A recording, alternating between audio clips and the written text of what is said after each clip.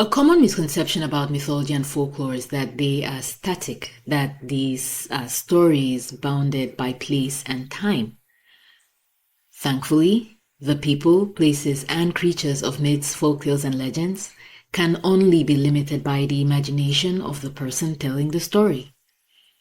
More importantly, the reason why these stories are told to begin with, our very human need to use stories to make sense of and memorialize the ongoings of our lives, is timeless. This is why urban legends exist, even though pretty much all human communities have moved on from oral traditions as the primary means by which knowledge is collated and transmitted. Urban legends are a type of folklore which emerged out of the modern human context. Often, they reflect the anxieties and beliefs of modern societies, especially in relation to new technologies. There are many urban legends which emerged from the context of traditional African societies transitioning to industrialized societies in the 1900s. Most, if not all, of these stories are continuations of the lives of well-known figures, creatures, concepts, and geographical landforms of traditional folklore. The stories that feature geographical landforms are particularly interesting, keeping in mind that for many traditional societies, most traditional societies, these landforms were almost always the dwelling places or physical manifestations of powerful spirits and deities. And so these urban legends detail their encounters with industrial technologies, and in so doing reveal what the people from whose oral traditions they come truly think about the changes wrought by the introduction of these technologies. And so for the month of August, the Mythological Africans podcast will focus on urban legends about African geographical landforms.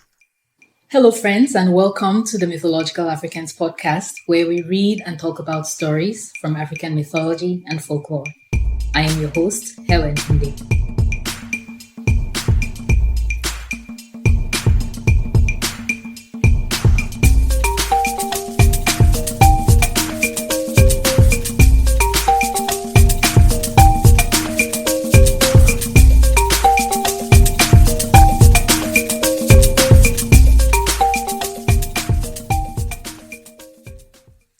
There are few development projects worldwide that cause quite as much controversy as dam building, and with good reason.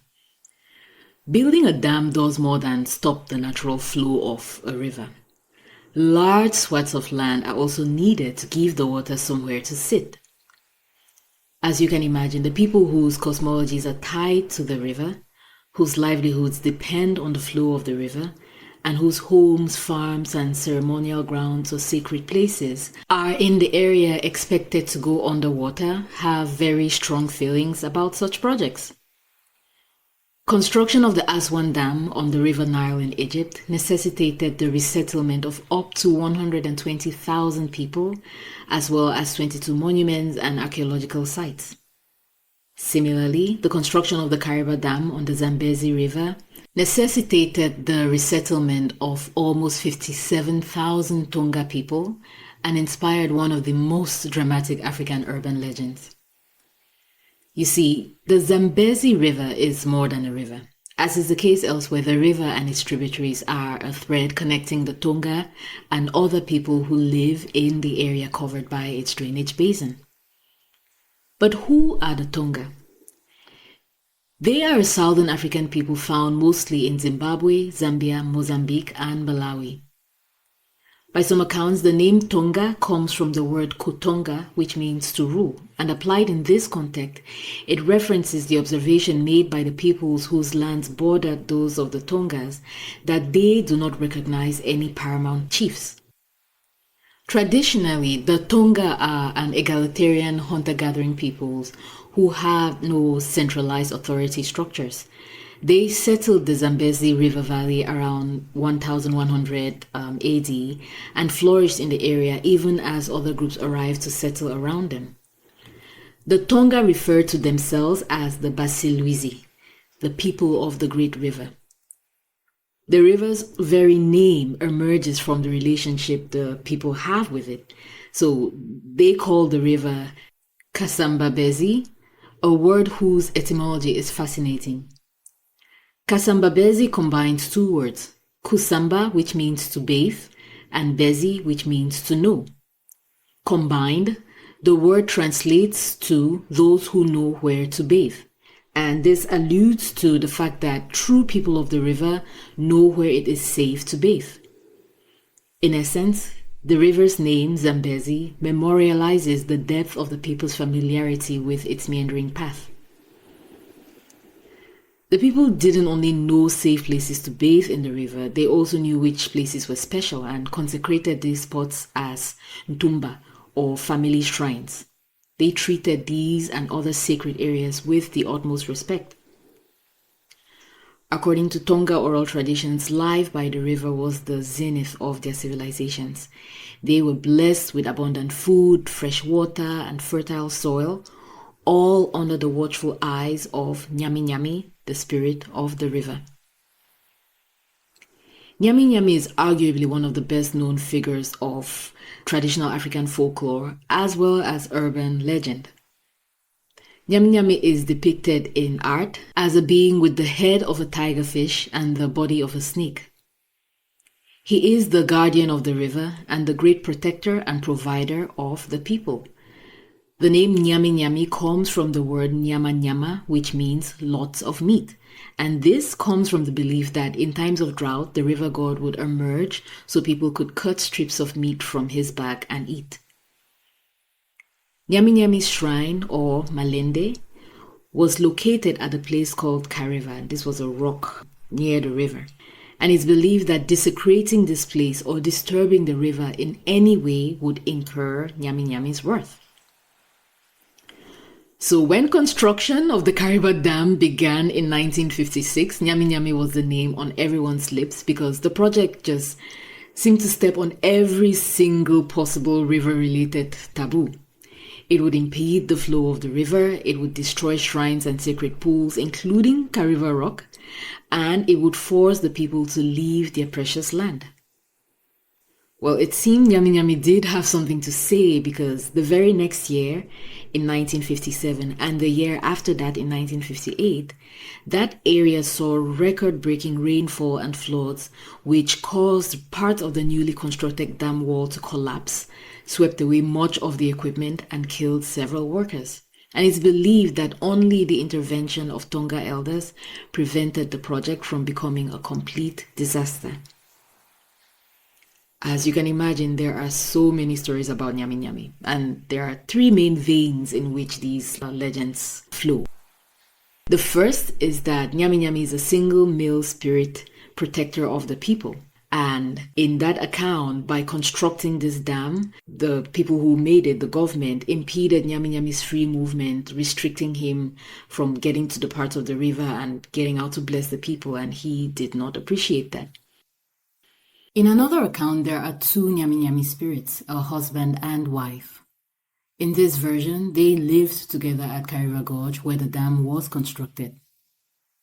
But then one time, the husband went upstream and the wife went downstream, each to take care of the people. And in their absence, the dam was constructed, effectively separating them forever. This particular account is used to explain the earth tremors that occur frequently in the area. And the people say that these tremors are Nyaminyami, the husband, testing the dam walls as he plans to return to his wife. This version, however, is believed to be a much recent iteration of the legend, created to boost tourist trade. In the third version of the legend, Nyaminyami is a family of spirits who were separated by the construction of the dam, and so the flooding and the collapsing walls and the tremors are their effort to get back together.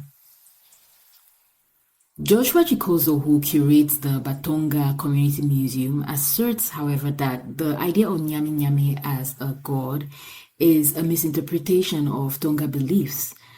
From his perspective, Nyaminyami is in fact a spirit medium of the Tonga Supreme Being. And this aligns with a lot of beliefs in Eastern and Southern Africa where they have supreme beings and other ancestral spirits, and then they have individuals who serve as mediums for these spirits, and whatever name the individuals are called gets transferred from generation to generation. So the name remains the same, but the person who is the medium might change. We saw this recently with the Nakaima tree spirit. We also saw this with the Mukasa spirit, as well as other spirits in the East and Southern African area.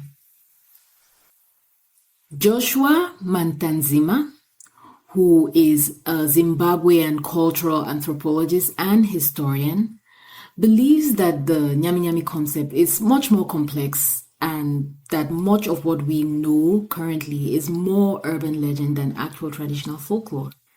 And he also makes a good case for the idea that while many Tonga people believe in the Nyaminyami spirit, this belief actually emerged from their contact with Shona-speaking peoples.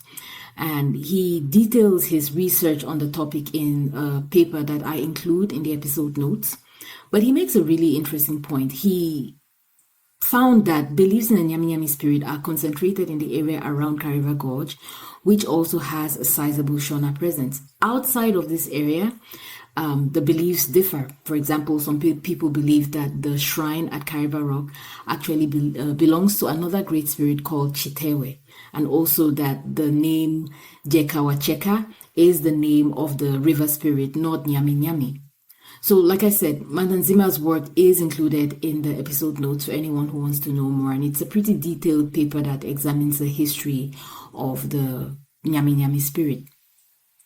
All that being said, to modern Tonga people, and all Zimbabweans for that matter, or Zambians too, Nyaminyami is here to stay. And one day, just one day, he or they might just have the final say and break through the dam. We'll stop here for the evening, and we'll be back next week with more urban legends from the African continent. Thank you as always for listening.